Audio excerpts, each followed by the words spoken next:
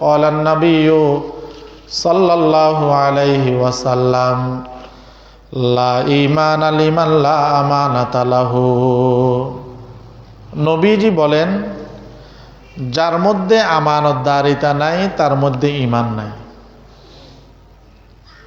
যার মধ্যে আমানতদারিতা নাই তার মধ্যে ঈমান নাই। অন্য হাদিসের মধ্যে আমার আপনার নবী মুহাম্মদুর রাসূলুল্লাহ সাল্লাল্লাহু আলাইহি ওয়াসাল্লামকে এক ব্যক্তি প্রশ্ন করতেছেন, মাতা সাআ। নবীজিকে বলেন, ইয়া রাসূলুল্লাহ, ইয়া হাবিবাল্লাহ, কিয়ামত কখন হবে? নবীজি সাল্লাল্লাহু আলাইহি ওয়াসাল্লাম বলেন, ইযা দুইয়াতিল আমানাতু ফান্তাজিরিস সাআ। নবীজি সাল্লাল্লাহু আলাইহি ওয়াসাল্লাম বলেন, যখন আমানতের খিয়ানত ব্যাপক হয়ে যাবে তখন তুমি কিয়ামতের জন্য অপেক্ষায় থাকবে। আমানতের খিয়ানত যখন বেড়ে যাবে তখন তুমি কি করবে? কিয়ামতের জন্য অপেক্ষায় থাকবে। এবং মুসলিম শরীফের একটা হাদিসের মধ্যে আসছে, কিয়ামতের আগে মানুষের অবস্থা এমন হবে, আপনি পুরো এলাকা তালাশ করে একজন আমানতদারি পাওয়া যাবে না। আমানতদারি পাওয়া যাওয়াটা মুশকিল হয়ে যাবে। তখন মানুষ বলবে, ইন্নাফি বানি ফুলানিন রাজুলান আমিনা, ইন্নাফি বানি ফুলানিন রাজুলান আমিনা। মানুষ বলবে যে অমুক এলাকার মধ্যে একজন আমানতদার আছে। অমুক এলাকার মধ্যে একজন কি আছে? আমানতদার আছে। কিন্তু ওই ব্যক্তির খবর নিয়ে দেখা যাবে, আলহামদুলিল্লাহ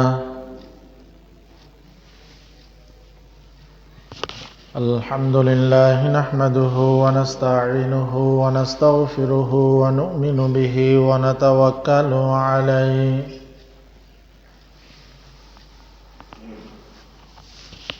ওয়া নাউযু বিল্লাহি মিন শুরুরি আনফুসিনা ওয়া মিন সাইয়্যাতি আ'মালিনা।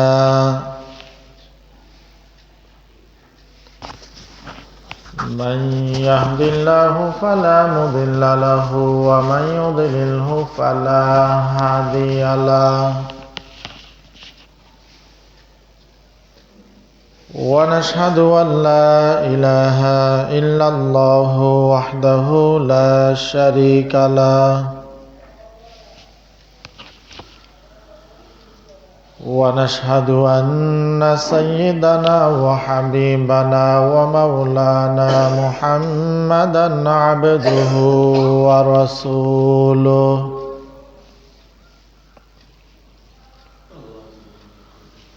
صلى الله عليه وعلى آله وأصحابه وبارك وسلم تسليما كثيرا كثيرا.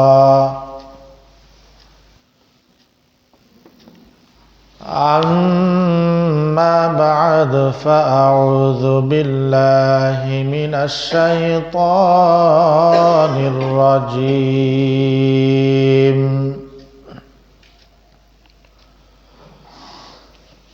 بسم الله الرحمن الرحيم.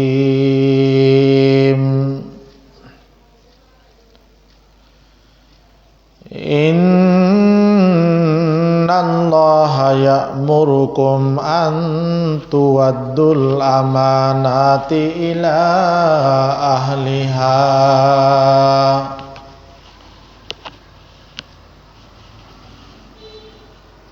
قال النبي صلى الله عليه وسلم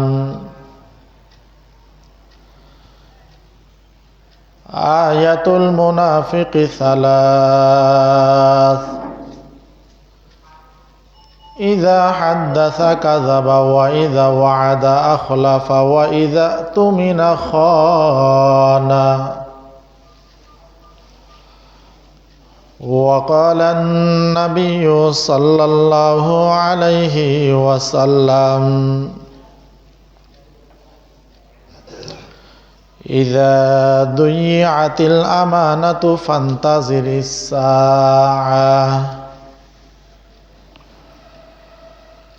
وقال النبي صلى الله عليه وسلم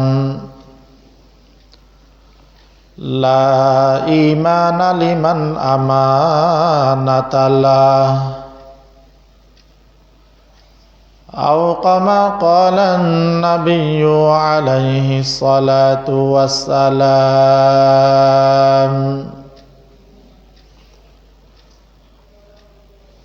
اللهم صل على محمد وعلى آل محمد كما صليت على إبراهيم وعلى آل إبراهيم إنك حميد مجيد.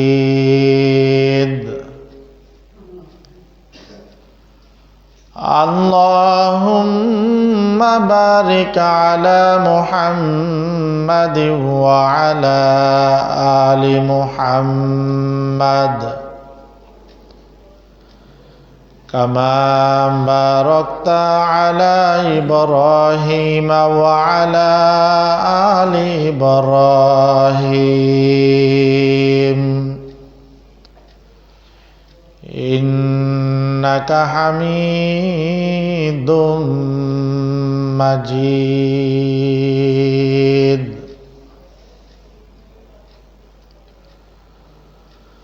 रहे मेरे मस्कन हवाली काबा,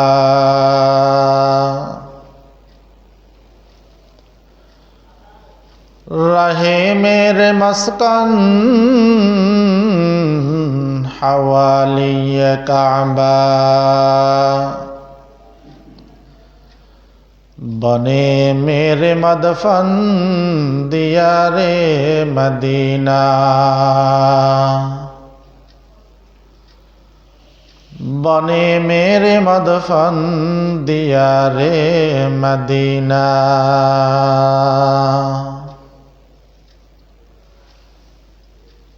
ला युमकिनु सनाउ कमा काना हक़्क़ुहु,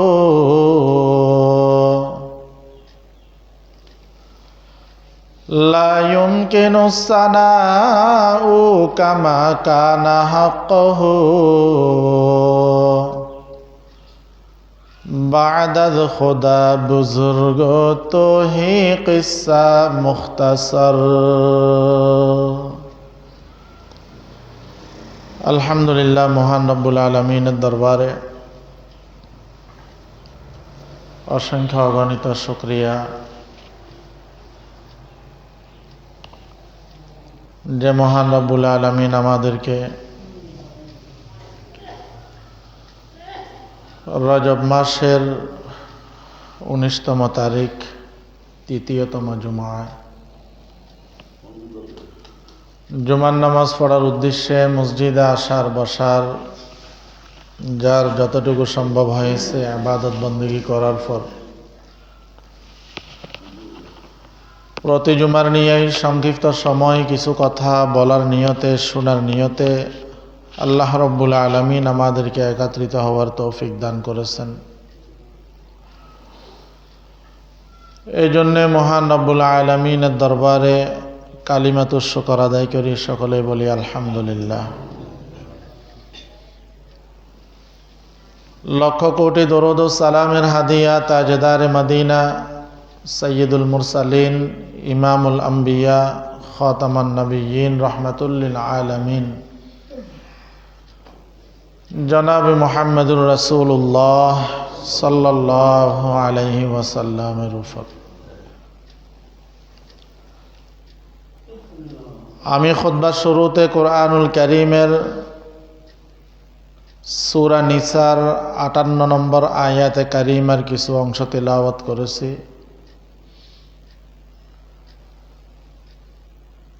বুখারী শরীফের কিতাবুল ঈমান অধ্যায় থেকে ৩৩ নম্বর হাদিস শরীফ তেলাওয়াত করেছি। আল্লাহ রাব্বুল আলামিন তৌফিক দান করলে কোরআনুল কারীমের আয়াত এবং নবীজি সাল্লাল্লাহু আলাইহি ওয়াসাল্লামের হাদিসের আলোকে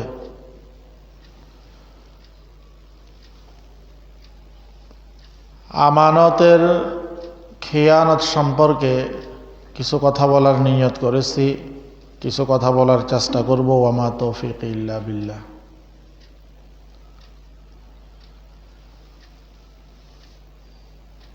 আমরা বিগত জুমার আগে 2 জুমাতে মুনাফিকের আলামত সম্পর্কে আমরা আলোচনা করেছিলাম। মুনাফিকের 3টি আলামত, তন্মধ্যে একটা হইল যখন কথা বলে মিথ্যা বলে। 1 জুমাতে 1ম নম্বর আলামত আমরা আলোচনা করেছি। এর পরের জুমাতে মুনাফিকের 2য় নম্বরের আলামত যখন ওয়াদা করে ওয়াদা খেলাফ করে, এই সম্পর্কে আমরা আলোচনা করেছি। যেহেতু রজব মাসের হক হিসাবে আমরা গত জুমাতে রজব মাসের ফজিলত গুরুত্ব সম্পর্কে আমরা আলোচনা করেছিলাম। তো মুনাফিকের 3য় নম্বরের আলামত নবীজি সাল্লাল্লাহু আলাইহি ওয়াসাল্লাম বলেন, মুনাফিকের 3য় নম্বরের আলামত হলো যখন তার কাছে কোনো কিছু আমানত রাখে ওই ব্যক্তি আমানতের খিয়ানত করে। তো আমাদের আজকের আলোচ্য বিষয় হইল আমানতের খিয়ানত।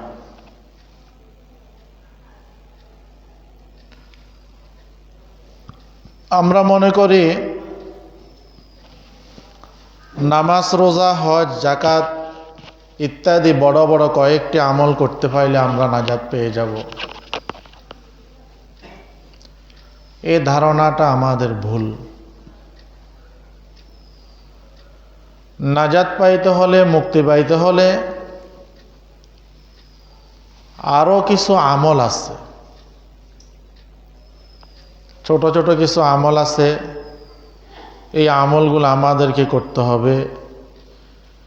কিছু নিষিদ্ধ বিষয় আছে, সেইগুলোর থেকে আমাদেরকে বিরত থাকতে হবে। তন্মধ্য হতে একটি হইল আমানতের খিয়ানত করা।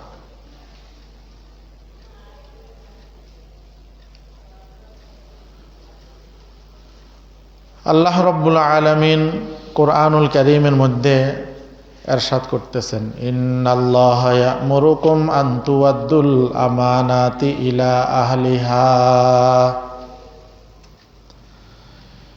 এই আয়াতে কারিমার মধ্যে আল্লাহ রাব্বুল আলামিন বলেন, নিশ্চয় আল্লাহ তাআলা তোমাদেরকে আদেশ দিচ্ছেন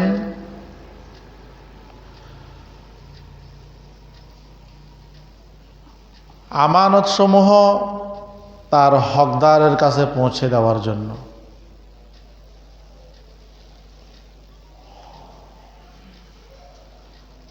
নবীজি সাল্লাল্লাহু আলাইহি ওয়াসাল্লাম হাদিস শরীফের মধ্যে ইরশাদ করেন, লা ঈমানা লিমান লা আমানাতা লাহ।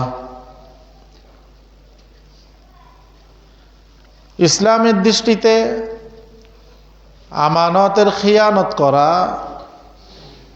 এটা জঘন্যতম একটি অপরাধ। কোরআনুল কারীমের আয়াত এবং নবীজি সাল্লাল্লাহু আলাইহি ওয়াসাল্লামের অসংখ্য হাদিসের মধ্যে আমানতের খিয়ানত যারা করে এদেরকে নিন্দা করেছেন। হাদিসের মধ্যে নবীজি সাল্লাল্লাহু আলাইহি ওয়াসাল্লাম বলেন, ক্বালান নাবিয়্যু সাল্লাল্লাহু আলাইহি ওয়াসাল্লাম, লা ঈমানা লিমান লা আমানাতা লাহু। নবীজি বলেন, যার মধ্যে আমানতদারিতা নাই তার মধ্যে ঈমান নাই। যার মধ্যে আমানতদারিতা নাই তার মধ্যে ঈমান নাই। অন্য হাদিসের মধ্যে আমার আপনার নবী মুহাম্মদুর রাসূলুল্লাহ সাল্লাল্লাহু আলাইহি ওয়াসাল্লামকে এক ব্যক্তি প্রশ্ন করতেছেন, মাতা সাআ। নবীজিকে বলেন, ইয়া রাসূলুল্লাহ, ইয়া হাবিবাল্লাহ, কিয়ামত কখন হবে? নবীজি সাল্লাল্লাহু আলাইহি ওয়াসাল্লাম বলেন, ইযা দুইয়াতিল আমানাতু ফান্তাজিরিস সাআ। নবীজি সাল্লাল্লাহু আলাইহি ওয়াসাল্লাম বলেন, যখন আমানতের খিয়ানত ব্যাপক হয়ে যাবে তখন তুমি কিয়ামতের জন্য অপেক্ষায় থাকবে। আমানতের খিয়ানত যখন বেড়ে যাবে তখন তুমি কি করবে? কিয়ামতের জন্য অপেক্ষায় থাকবে। এবং মুসলিম শরীফের একটা হাদিসের মধ্যে আসছে, কিয়ামতের আগে মানুষের অবস্থা এমন হবে, আপনি পুরো এলাকা তালাশ করে একজন আমানতদারি পাওয়া যাবে না। আমানতদারি পাওয়া যাওয়াটা মুশকিল হয়ে যাবে। তখন মানুষ বলবে, ইন্নাফি বানি ফুলানিন রাজুলান আমিনা, ইন্নাফি বানি ফুলানিন রাজুলান আমিনা। মানুষ বলবে যে অমুক এলাকার মধ্যে একজন আমানতদার আছে। অমুক এলাকার মধ্যে একজন কি আছে? আমানতদার আছে। কিন্তু ওই ব্যক্তির খবর নিয়ে দেখা যাবে ওই ব্যক্তির মধ্যে সরিষার দানা পরিমাণ ঈমান তার অন্তরে থাকবে না। সরিষার দানা পরিমাণ ঈমানও তার মধ্যে কি থাকবে না। তো এই জন্য নবীজি সাল্লাল্লাহু আলাইহি ওয়াসাল্লাম বলেন, মুনাফিকের তৃতীয় নম্বরের আলামত হলো, মুনাফিক যখন তার কাছে আমানত রাখা হয়, মুনাফিক আমানতের কি করেন? খিয়ানত করেন। আমরা মনে করি একজন মানুষ আমার কাছে কিছু টাকা রাখলো, এটাই মনে হয় আমানত, টাকা আবার দিয়ে দেওয়া। আমরা মনে করি শুধু সোনা দানা টাকা পয়সা গচ্ছিত রাখলে এটাই আমানত, যথাসময়ে এটা কি করা? দিয়ে দেওয়া। কিন্তু আমানত এটা ব্যাপক একটা শব্দ। এই আমানতের অর্থটা হইল ব্যাপক। আমানতের অর্থটা হইল কি? ব্যাপক।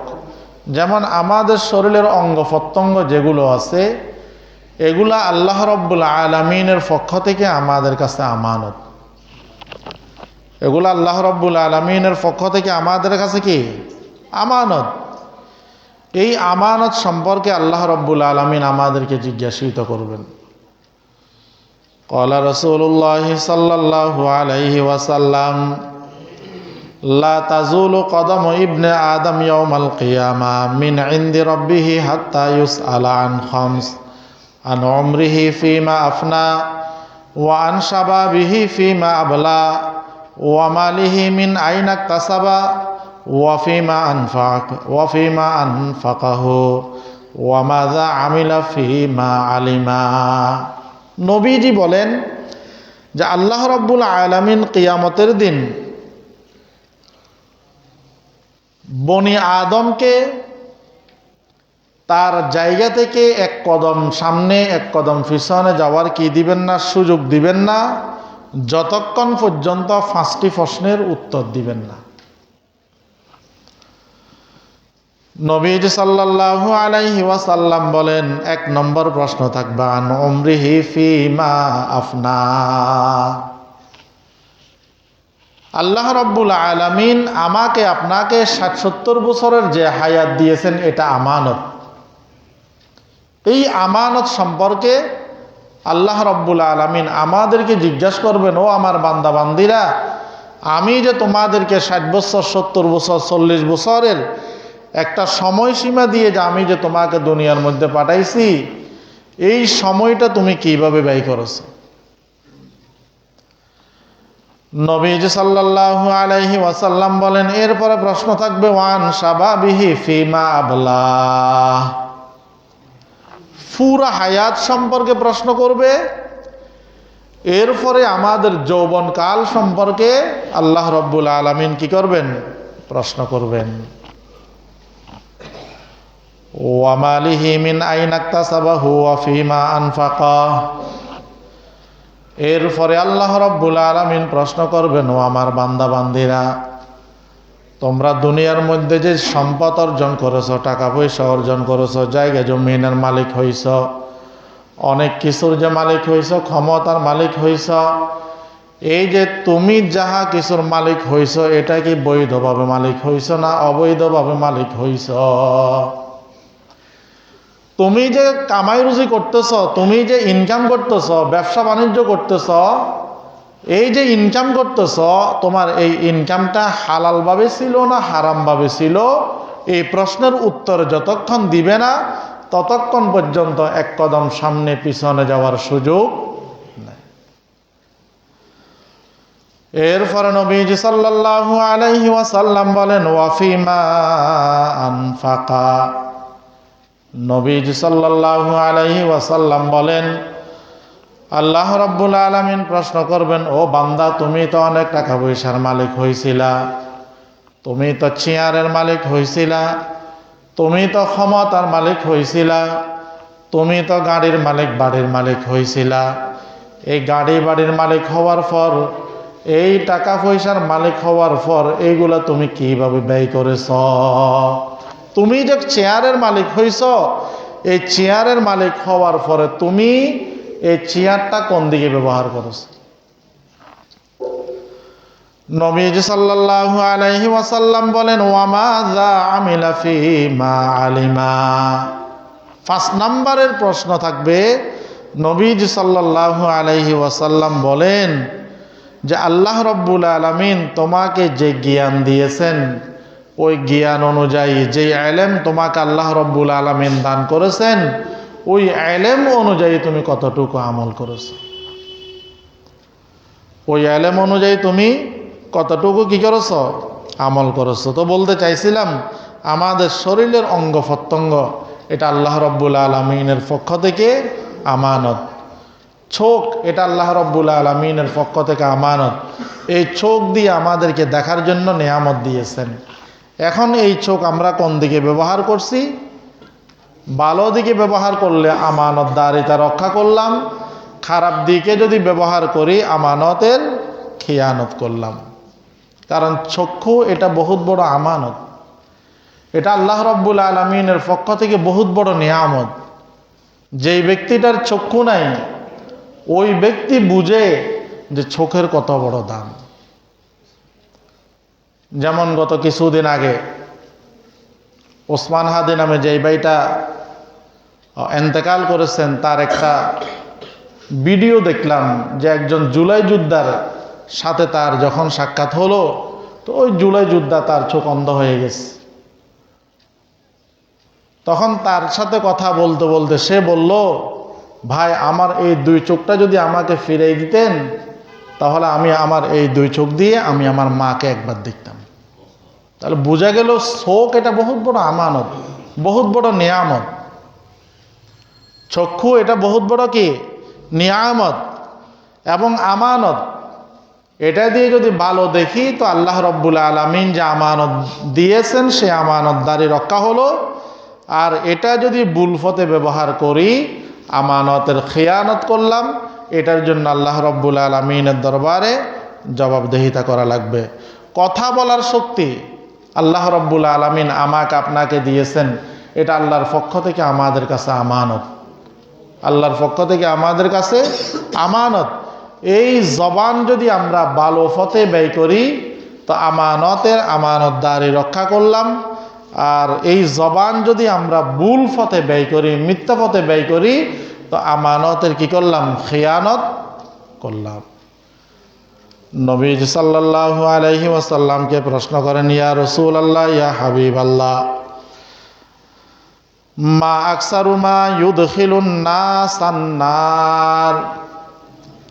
নবীজি সাল্লাল্লাহু আলাইহি ওয়াসাল্লামকে প্রশ্ন করেন, ইয়া রাসূলুল্লাহ, ইয়া হাবিবাল্লাহ, কোন জিনিস মানুষকে সবচাইতে বেশি জাহান্নামে নিক্ষেপ করবে? নবীজিকে প্রশ্ন করেন, ইয়া রাসূলুল্লাহ, মানুষকে কোন জিনিসে জাহান্নামে বেশি কি করবেন? নিক্ষেপ করবেন। তো নবীজি সাল্লাল্লাহু আলাইহি ওয়াসাল্লাম বলেন, আল ফামু ওয়াল ফারজ, মুখ এবং লজ্জাস্থান, এই দুইটা জিনিস মানুষকে জাহান্নামে বেশি নিক্ষেপ করবে। জবান এবং লজ্জাস্থান, এই দুইটা জিনিস মানুষকে বেশি কোথায় নিয়ে যাবে? জাহান্নামে নিয়ে যাবে। এই জন্য নবীজি সাল্লাল্লাহু আলাইহি ওয়াসাল্লাম বলেন, ক্বালান নাবিয়্যু সাল্লাল্লাহু আলাইহি ওয়াসাল্লাম, মাইয়াজমাল্লি মা বাইনা লিহিয়াইহি ওয়া মা বাইনা রিজলাইহি আজমাল্লাহুল জান্নাহ। নবীজি সাল্লাল্লাহু আলাইহি ওয়াসাল্লাম বলেন, ও দুনিয়াবাসী, তোমরা যদি দুইটা জিনিসের জামিন হইতে পারো, আমি মুহাম্মদুর রাসূলুল্লাহ সাল্লাল্লাহু আলাইহি ওয়াসাল্লাম তোমাদেরকে জান্নাতে নিয়ে যাওয়ার জামিন হয়ে যাব। দুইটা জিনিসের তোমরা যদি জিম্মাদার হইতে পারো, জামিন হইতে পারো, তা আমি মুহাম্মদুর রাসূলুল্লাহ সাল্লাল্লাহু আলাইহি ওয়াসাল্লাম তোমাদেরকে ওয়াদা দিলাম, আমি তোমাদেরকে জান্নাতে নিয়ে যাব। সুবহানাল্লাহ।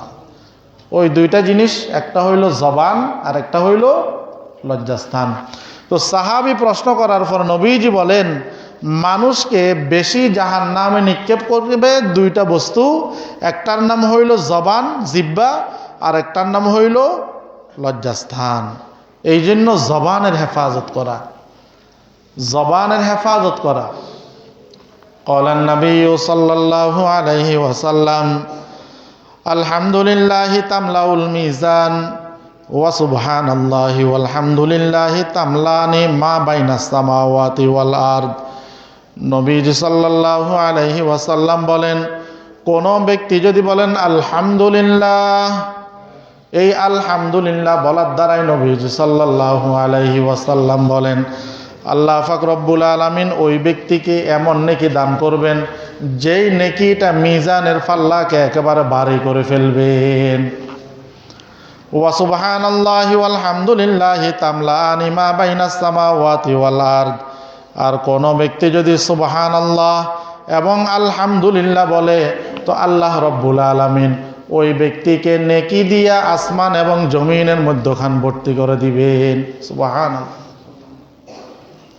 এই জন্য এই জবান, এটা আল্লাহর পক্ষ থেকে আমাদের জন্য নিয়ামত, আল্লাহর পক্ষ থেকে আমাদের জন্য আমানত। এই আমানতের আমানতদারি যদি আমরা রক্ষা করি, তো আল্লাহ রব্বুল আলামিন আমাদেরকে পুরস্কৃত করবেন। আর আমানতের আমানতদারিতা যদি আমরা রক্ষা না করে খেয়ানত করি, তো আল্লাহ রব্বুল আলামিন আমাদের জন্য কঠিন শাস্তির ব্যবস্থা রেখেছে।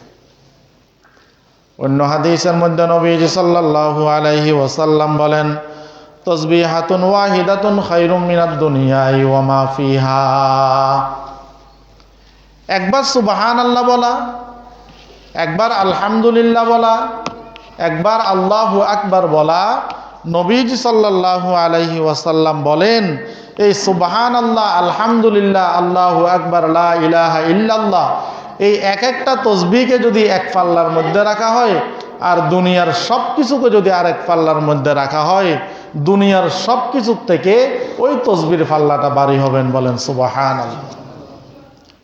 এত দাম। এই জন্য আমাদের আকাবির যারা ছিলেন, আমাদের মুরব্বী যারা ছিলেন, ওনারা জবানের হেফাজত করেছেন। সকাল সন্ধ্যা আল্লাহ রব্বুল আলামিনের তসবিহ পাঠ করেছেন, জিকির করেছেন, ইস্তেগফার করেছেন, কোরআন তেলাওয়াত করেছেন, জবানের হেফাজত করেছেন। এরপরে কান, এটা আমাদের জন্য আমানত। যদি কানের হক আদায় করা হয়, আমানতদারি রক্ষা করলাম, হক যদি আদায় করা না হয়, আমানতের আমরা কি করলাম? খেয়ানত করলাম।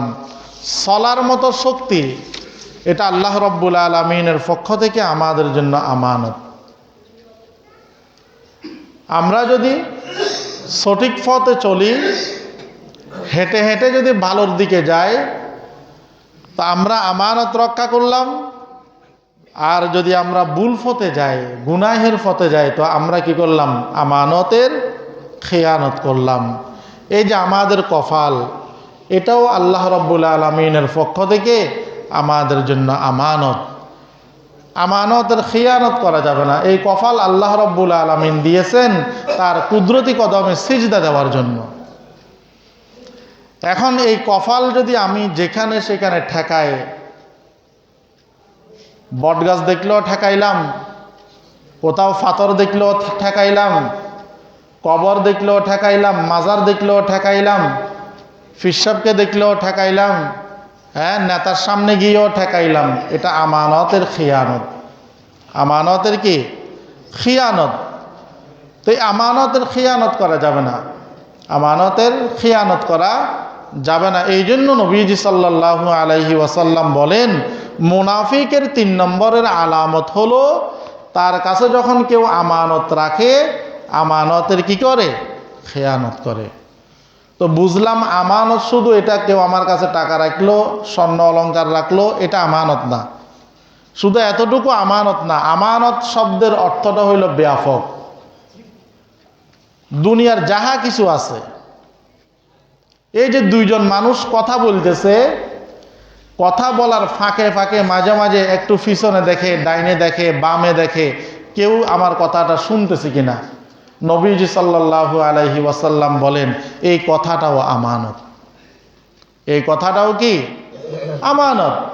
এই জন্য আমানতের খেয়ানত করা যাবে না। কিয়ামতের কঠিন ময়দানে আল্লাহ রব্বুল আলামিনের সামনে যখন আমরা দণ্ডায়মান হব, তো আমাদের চিরচারিত অভ্যাস যেগুলো আছে, মিথ্যা বলা, সেটা আমাদের জবান দিয়ে শুরু হয়ে যাবে। আল্লাহ রব্বুল আলামিন বলেন, আল ইয়াউমা নাখতিমু আলা আফওয়াহিহিম ওয়া তুকাল্লিমুনা আইদিহিম ওয়া তাশহাদু আরজুলুহুম বিমা কানু ইয়াকসিবুন। জবান আল্লাহ রব্বুল আলামিন বন্ধ করে দিবেন, মোহর মেরে দিবেন।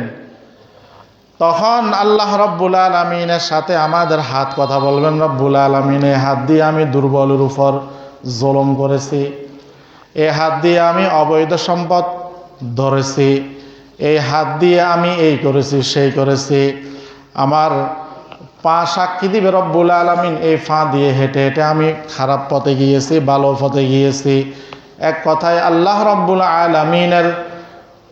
রব্বুল আলামিন যখন আমাদের জবানকে যখন মোহর মেরে দিবেন, বন্ধ করে দিবেন, তখন আমাদের শরীরের অঙ্গ প্রত্যঙ্গ আমার বিরুদ্ধে সাক্ষী দিবে, আমার বিরুদ্ধে সাক্ষী দিবে। কিতাবের মধ্যে একটা ঘটনা আসছে, চট্টগ্রাম ফটিয়া মাদ্রাসার একজন বানী ছিলেন মুফতি আজিজুল হক রহমতুল্লাহি আলাই। ওনাকে মারার জন্য কোন একজন ব্যক্তিকে কন্ট্যাক্ট করেছিলেন। ওই ব্যক্তি কি করছে? মারার জন্য ফটিয়া মাদ্রাসার মসজিদে গেলেন, জানালা দিয়ে দেখতেছে যে ফটিয়ার মুফতি আজিজুল হক রহমতুল্লাহি আলাইকে আমি মারবো। এখন ওই লোকটা কোন অবস্থায় আছে দেখতেছে। ওই ব্যক্তি ভিতরে তাকায়, দেখে ওই ব্যক্তির মুফতি আজিজুল হক রহমতুল্লাহি আলাইহির হাত এক জায়গায়, পাও এক জায়গায়, শরীরের অঙ্গ প্রত্যঙ্গ এক একটা এক এক জায়গায় শুধু লাফাইতেছে। শুধু কি করতেছে? লাফাইতেছে। এখন ওই ব্যক্তি মনে করছেন, মনে হয় আমাকে মারার জন্য দিছে, অন্য কাউকেও মারার জন্য দিছে। কারণ ফটিয়া মাদ্রাসা এটা অনেক বড় মাদ্রাসা এবং আশেপাশে অধিকাংশ হইল বেদাতি, মানে বিভিন্ন শিরিকের মধ্যে লিপ্ত। তো সবগুলার মধ্যখানে একটা হকপন্থী মাদ্রাসা, এটার উপর বিভিন্ন সময় বিভিন্নভাবে হামলা হয়েছে, বিভিন্নভাবে বেদাতিরা কি করছেন, কখনো কখনো আগুনও জ্বালাই দিছেন। তো লম্বা ঘটনা ওইদিকে না যায়। তো ওই ব্যক্তি মনে করছে আমি আসার আগে হয়তো কোনো ব্যক্তি এসে এই মুফতি আজিজুল হক রহমতুল্লাহি আলাইকে হত্যা করে ফেলছে। সকাল যখন হলো, মুফতি আজিজুল হক রহমতুল্লাহি আলাইহিকে দেখতেছে যে রেল রাস্তা দিয়ে উনি হাঁটতেছেন, মাদ্রাসার পাশে রেল লাইন, ওইখান দিয়ে উনি কি করতেছেন? হাঁটতেছেন। এখন উনি চিন্তা করলেন, রাত্রে এমন দেখলাম, এখন তো দেখতেছি এই লোকটা সুস্থ, কারণ কি? কারণ জানার জন্য যখন গেলেন, তখন মুফতি আজিজুল হক রহমতুল্লাহি আলাই উনাকে শর্ত দিলেন যে আমি এই কারণটা তোমাকে বলবো, তবে শর্ত হলো আমার জীবদ্দশায় তুমি এই কথাটা কারোর সাথে বলিও না। এটা হইল হক্কানি আলেম, হক্কানি ফির মাশায়েখ যারা আছে এদের একটা বৈশিষ্ট্য। উনারা নিজেদের থেকে অনিচ্ছায় কোনো কিছু প্রকাশ পেয়ে গেলে মানুষ যদি দেখে, মানুষকে এটা বলার জন্য নিষেধ করে। আর বন্ড যারা আছে এরা বিভিন্ন জিনটিন আয়ত্ত করে, এরা মানুষকে বিভিন্ন বেলকি দেখায়, পানির উপর হেঁটে চলে যাইতেছে, আকাশে উড়ে যাইতেছে, এই করতেছে সেই করতেছে। মানুষকে আকৃষ্ট করার জন্য এরা কি করে? বিভিন্ন কৌশল অবলম্বন করে। তখন ওই ব্যক্তিকে বললেন যে আসলে তুমি যেটা দেখছো, আমি কোরআনুল কারীমের এই আয়াতটা তেলাওয়াত করছিলাম, আল ইয়াওমা নাখতিমু আলা আফওয়াহিহিম ওয়া তুকাল্লিমুনা আইদিহিম ওয়া তাশহাদু আরজুলুহুম বিমা কানু ইয়াকসিবুন। এই আয়াতটা আমি যখন তেলাওয়াত করলাম যে আমার জবান আল্লাহ রব্বুল আলামিন বন্ধ করে দিবেন, আমার অঙ্গ প্রত্যঙ্গ আমার বিরুদ্ধে সাক্ষী দিবেন, এই জন্য আমি আমার অঙ্গ প্রত্যঙ্গকে বললাম তোরা তোদের কাজ কর, আমি আমার কাজ করি, আমি আমার কাজ করি। এই জন্য ভাই আল্লাহ রব্বুল আলামিনের পক্ষ থেকে এই আমাদের শরীরটা, আমাদের অঙ্গ প্রত্যঙ্গ, এগুলো আমানত। আমানতের ব্যবহার যদি উল্টো হয়, কাল কিয়ামতের কঠিন ময়দানে আমার বিরুদ্ধে সাক্ষী দিবে। আবার এই আমানত যদি যথাযথ রক্ষা হয়, কাল কিয়ামতের কঠিন ময়দানে আমার পক্ষে কি দিবেন? সাক্ষী দিবেন। এই জন্য নবীজি সাল্লাল্লাহু আলাইহি ওয়াসাল্লাম বলেন, ওয়াইদা তুমিনা খানা। নবীজি সাল্লাল্লাহু আলাইহি ওয়াসাল্লাম বলেন, মুনাফিকের 3 নম্বরের বৈশিষ্ট্য হইল তাদের কাছে যখন কোনো কিছু আমানত রাখা হয় তখন আমানতের খিয়ানত করে। আমানতের কি করেন? খিয়ানত করেন। হাদিস শরীফের মধ্যে আসছে, খাইবারের যুদ্ধে মুসলিম সেনারা একটা এলাকাকে কি করলেন? অবরোধ করলেন। তখন ওইখানের মধ্যে দেখলেন একটা বালক ছেলে একটা রাখাল কি করতেছেন? ওইখানে বকরি চড়াইতেছেন। মুসলমান সৈন্যরা ওই বালক ছেলেটাকে বললেন, তুমি কি করো? কালিমা পড়ো, মুসলমান হয়ে যাও। দাওয়াত দিলেন। দাওয়াত দেওয়ার পর ওই বালক রাখালটা কি করলেন? দাওয়াত গ্রহণ করলেন। দাওয়াত গ্রহণ করার পর ইসলাম ধর্ম গ্রহণ করলেন। ইসলাম ধর্ম গ্রহণ করার পর ওই বালক সহ নবীজি সাল্লাল্লাহু আলাইহি ওয়াসাল্লামের কাছে আসলেন। আসার পর নবীজি সাল্লাল্লাহু আলাইহি ওয়াসাল্লামকে বলেন, ইয়া রাসূলুল্লাহ, আমি তো মুসলমান হয়ে গেলাম, কিন্তু আমার কাছে যে বকরিগুলো আছে এই বকরিগুলো হইল একজন ইহুদির। নবীজি সাল্লাল্লাহু আলাইহি ওয়াসাল্লাম বলেন, এই বকরিগুলার মালিক যদিও হয় একজন ইহুদি, তবুও এই বকরিগুলো তোমার কাছে আমানত। তুমি যেহেতু মুসলমান হয়ে গেছ, তখন তুমি তোমার এই বকরিগুলাকে ওই ইহুদির বাড়ির দিকে হাঁকাই দাও। ওই ইহুদির বাড়ি যেই দিকে, ওই দিকে এই বকরিগুলোকে, বকরির দলকে তুমি হাঁকাই দাও। কিতাবের মধ্যে আসছে ওই বকরিগুলা তার মালিকের বাড়ির দিকে হাঁকাই দিলেন। হাঁকাই দেওয়ার পর ওই বকরিগুলো তার মালিকের কাছে চলে গেছে। এখানে এটাই বুঝাইছেন, একজন ইহুদির সম্পদ হলেও এটা একজন মানুষের কাছে আমানত। বিধর্মীর সম্পত্তি আমার কাছে আমানত রাখলো, সে বিধর্মী, এই জন্য তার আমানতের খিয়ানত করব, এটাও ইসলাম সমর্থন করে না। নবীজি সাল্লাল্লাহু আলাইহি ওয়াসাল্লাম যখন মক্কা থেকে মদিনায় হিজরতে যাইতেছেন, হযরত আলী রাদিয়াল্লাহু তাআলা আনহুকে নবীজি সাল্লাল্লাহু আলাইহি ওয়াসাল্লাম আপন জায়গায় শোয়াইলেন। নবীজি সাল্লাল্লাহু আলাইহি ওয়াসাল্লাম বলেন, হে আলী, সকাল যখন হবে তখন কাফের মুশরিকরা যখন আমাকে পাবে না হয়তো বদনাম ছড়াবে, মুহাম্মদ তো মক্কা থেকে মদিনায় চলে গেল সাল্লাল্লাহু আলাইহি ওয়াসাল্লাম, মুহাম্মদ সাল্লাল্লাহু আলাইহি ওয়াসাল্লাম তো মক্কা থেকে মদিনায় চলে গেল, আমরা তো তাকে আল আমিন মনে করে আমরা তার কাছে আমাদের আমানতগুলো আমরা রেখেছিলাম, কিন্তু মুহাম্মদ তো আমাদের আমানতগুলো দিয়ে যায় নাই। এই জন্য আলী রাদিয়াল্লাহু তাআলা আনহুকে বলতেছেন, হে আলী রাদিয়াল্লাহু তাআলা আনহু, নাও এইগুলা নাও, এইগুলা নাও, এইগুলা নাও।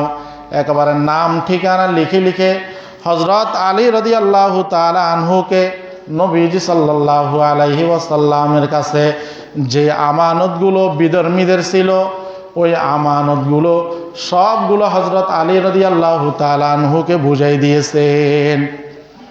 কারণ নবীজি সাল্লাল্লাহু আলাইহি ওয়াসাল্লাম এত কঠিন মুহূর্তেও অন্যদের আমানত বলে যান নাই, আমানত বলে যান নাই। এই জন্য আমানতদারি তার অনেক ফজিলত আছে, আমানতদারি তার অনেক কি আছে, ফজিলত আছে। আমরা ইনশাআল্লাহ সকলে আমানতদারি হব। আল্লাহ রাব্বুল আলামিন আমাদের সবাইকে বুঝার আমল করার জন্য তৌফিক দান করুক, আমিন। আমরা যারা কবলাল জুমা পড়ি নাই 4 রাকাত কবলাল জুমা পড়ে